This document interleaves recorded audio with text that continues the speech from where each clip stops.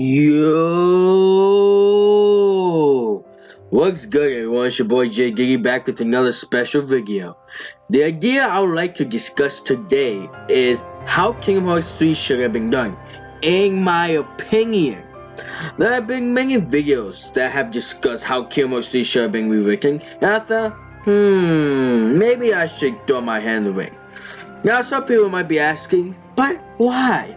The answer is that Kingdom Hearts 3, from a gameplay and story standpoint, was meh.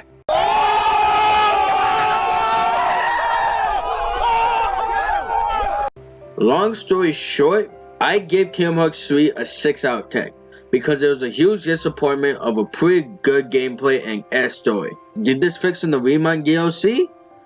Well, honestly, I haven't played it yet, but I'm about to play it within like a couple of weeks, so I'll update that accordingly. But other than that, maybe. Either way, some changes include rewriting the story, different bosses and playable characters and cast.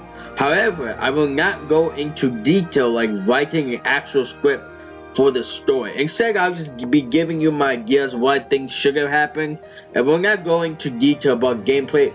Well, to be more specific, the whole gameplay mechanic situation, I'll go into build detail, but not too much detail about it, like just my general sense. And honestly, if you guys are looking into like what are the real issues of Kingdom Hearts 3 gameplay stuff, you can always check out Bloody Biscuits or Biscuits, because they do a really good job in explaining that. Without further ado, let's begin. There are no changes to the opening. It was phenomenal. My boy watches the Axel throwing down! Woo! And then we put the 2.9 at the end of the opening. Honestly, when Square Enix did that, well done. That was brilliant. That was brilliant. Now, after the opening, we see the normal scene of Scholar Gakyle. I hope I said it right. Now, we start the game off with young Xehanort and young Ericus at Scholar Gakyle. For this, they should do something similar like what they did in Birth by Sleep. Have Xehanort and Ericus spar with each other. Using this sparring session, you as the player get to play as both young Xehanort and young Ericus. You can use this as the tutorial section where they teach you basic combat tutorials or basic combos and magic, yada yada, right? Play as young Ericus for basic combat tutorials and play as young Xehanort for basic magic tutorial. Now once you go through the tutorial, you will have one final fight where the player gets to choose who they want to play as, young Xehanort or young Ericus, and will have a mini boss fight battling each other. If you choose young Xehanort, you fight Ericus. If you choose young Ericus, you fight young Xehanort.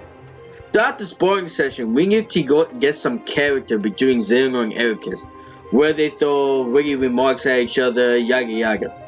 After the sparring session, just shows Xehanort and Ericus spending some time together during random activities.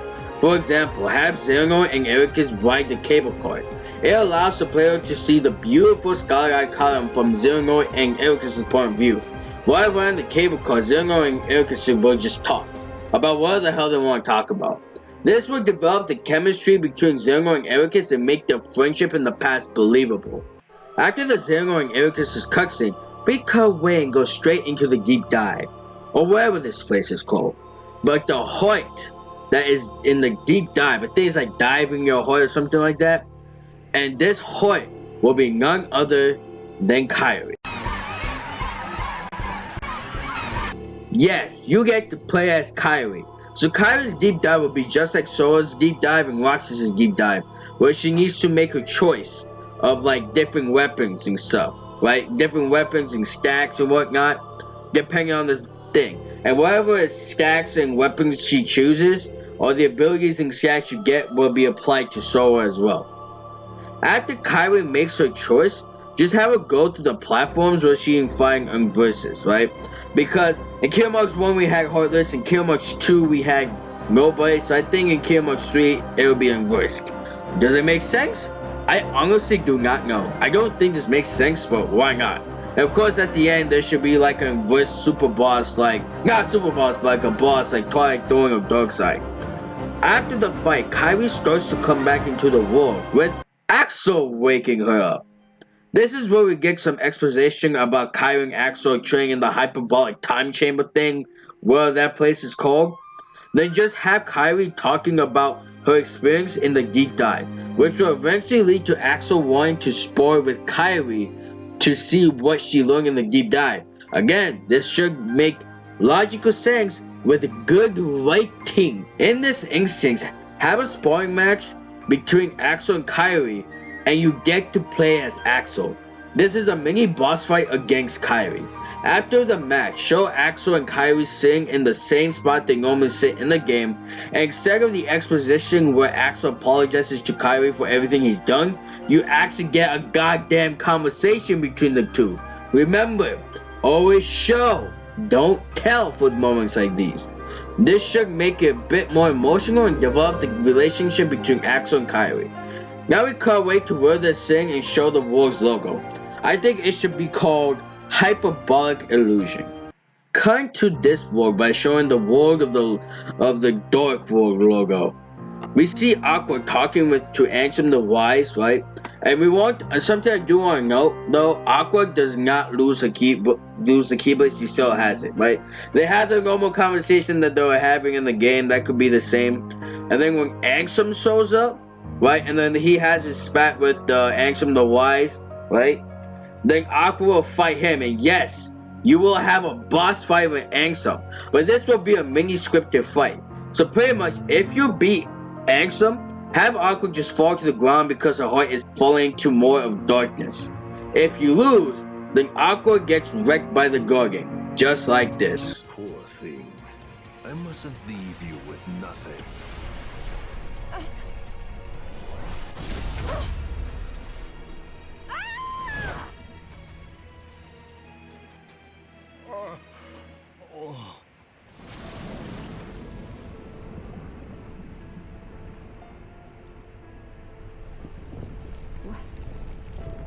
Is this feeling?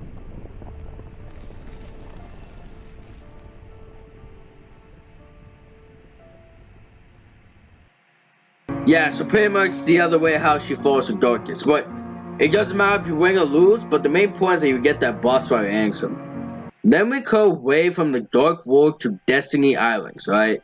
And this is the logo that shows up, and we're at Destiny Islands. Riku and Miki are in Destiny Islands because somehow the link between the realm of darkness and the realm of light, honestly, I don't know, but there's a link there. Now, Destiny Islands is explorable, and the player has an option to talk in with Sulfur, Walker, and Tias, right? And they can have an optional boss fight with each of them if they feel like it. And all together, of course, if they feel like it. Some dialogue that you can give to these Final Fantasy characters will be like catching up with Riku and talking a bit about what they have been up to all this time, you know? Hint, hint, what happened to Sora's mom?